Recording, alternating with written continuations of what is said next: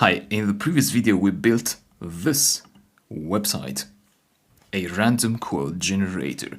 This website runs locally for now. Locally meaning that you are the only one who can visit this website. So in this video we want to publish this website on the internet so that everyone can visit the website through the website's address, through the website URL. Let's see how to do that. First of all, I want you to understand how this process works.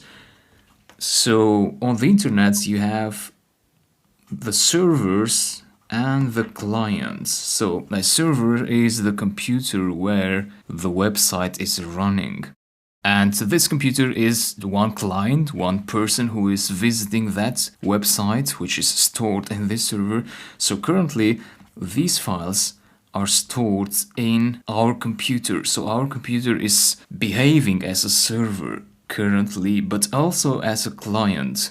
So now we want to be able to upload these files to a remote server. I'll show you a free service which give you a server for free, so you can upload your files there and those files will be available 24/7. So your website will be available 24/7 and everyone can visit it. So let's do this. Let's upload the website to a server so it is public. Let's go to Google and search for Python Anywhere. And this website should show up, pythonanywhere.com, so click there. You want to go to pricing and sign up, create a beginner account, pick a username,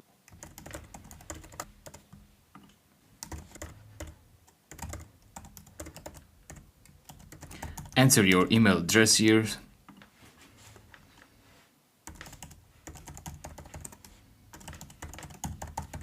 and pick a password, agree to the terms and conditions, and click on register. So that should give you a free account on Python Anywhere. And then to upload your website, to publish your website, you should go to the web menu here, and you want to go to add a new web app. And then go to next, choose Flask, choose Python 3.10, and then here you want to rename this to reflect the name of your Python file. So we're talking about web app 2, right? My Python file is named lecture2.py. So to make sure you're getting the correct file name, just go to rename, copy that entire text with Ctrl+C or Command+C and go to your browser. So you want to replace that last part after the slash. You want to paste your file name. So go to next after that. You should see this view. And then you want to go to the files section. And then you want to go to My Site. My Site is the directory which will contain all your web app files. So My Site is like a directory inside this server. So we have access to a server now. We are accessing that server through this website, through Python Anywhere. So through this interface. And in this My Site folder, we have this lecture2.py file already uploaded, but we want to click over that file and we want to change this default code. So you want to delete that and you want to copy your code into there. So select all that with Ctrl+A and copy it and paste it in this file here. So make sure to delete these empty lines. Also, a very important change we want to do here is we want to change this part here. This is the path, the file path to the quotes.txt file. What you want to do is you want to go here and copy this. So /home/ your username /mysite/ copy that text. Go here just before the quotes and paste that text in here. and I'll put this up here. So this is a correct path. So double quotes / home, your username / my site / quotes.txt quotes. So we need to do this change because the path system inside this server works differently from the path in our computer. So then you want to press save, and then you want to click on my site to go back to the directory here. So we are in my site. So my site is the equivalent of web app 2.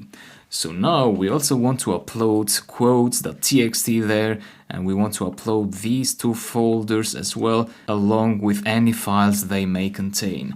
So let's go with the quotes.txt file next. So to upload files, you can either create them by pressing that and paste the content there, or you can press on that upload a file button. So I want to locate that quotes.txt file in users as, and then ChatGPT core section 4 web app 2.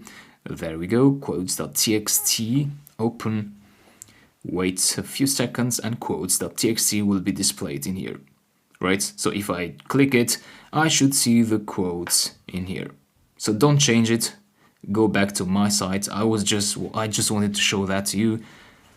Next, we want to upload those two directories, but you cannot upload directories, static or templates. First, you want to create empty directories. So go here and write template. So templates with lowercase letters with an S at the end, and press on new directory. When you press on new directory, two things will happen. First, a new directory called templates will be created, and second, you'll be taken to that directory. So you can see that now we are inside templates. So we want to go back to my site by clicking over my site. And then you'll see that here on the left we have the templates directory and the files here on the right. So here we see the directories inside my site, and here we see the files inside my site. So let's create the second directory, static, even though this is not really necessary because we have no files there. But anyway, just to be consistent, let's create a static directory. So note that I'm creating this inside my site. So make sure to be inside my site when you create that directory.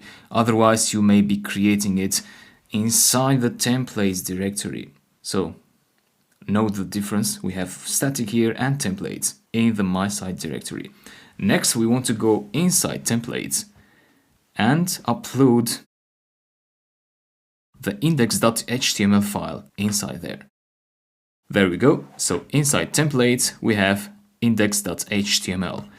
Go back to my site, and we have uploaded all the files and directories. So next, what we want to do is we want to go back to web, and we want to reload the website. And once that is completed, then we're done. All we can do now is visit our website, and the URL is this one in here.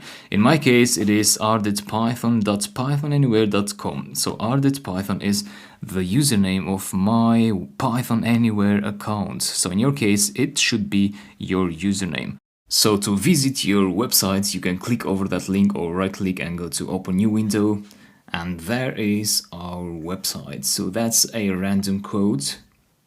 We are what we repeatedly do. Excellence then is not an act but a habit. If you reload, you'll get a new one, perhaps, and so on. So this site now can be accessed by anyone. This is your public URL. Anyone on the internet can visit your website. So I hope this helps, and thanks a lot for following so far. I'll see you in the next videos.